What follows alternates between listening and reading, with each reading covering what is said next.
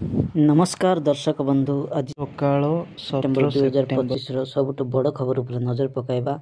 ता पूर्व वीडियोटी भल लगिले लाइक शेयर चैनल को सब्सक्राइब करंतु ऑल बटन उपरे क्लिक करी दबाई दियंतु ताहेले सर्वप्रथम एमिति अपडेट वीडियो आपन को पाखरे पहुंचीबो।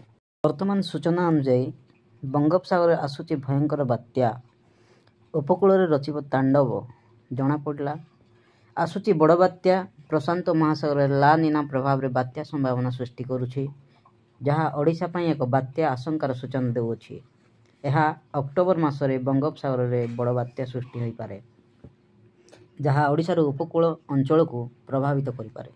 एशिया प्रशांत जलवायु केंद्र एपीसीसी रो पूर्वानुमान अनुसार सेप्टेम्बर ला निना आरंभ हेबार संभावना 50-60% रो अधिक।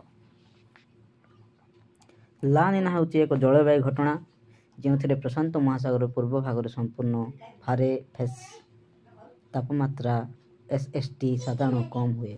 परवर्ती खबर लघुचाप प्रभाव रे आज भी सारा राज्य रे वर्षा 6 जिला प्रबल काचिबो। लघुचाप प्रभाव रे आज भी सारा राज्य रे वर्षा संभावना रही।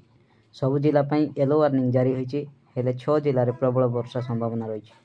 मयूरभंज, केन्दुझर, सुंदरगढ़, कलाहांडी, रायगड़ा और नवरंगपुर जिले में प्रबल वर्षा हो पारे। सेहीपरि आसंता काली मध्य सारा राज्य रे वर्षा अच्छी।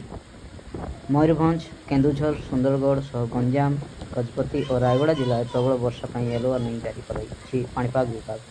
आसंता 18 तारिख पर्यंत विभिन्न जिले में वर्षा नहीं पाणीपाग विभाग पक्षर सतर्क जारी कर।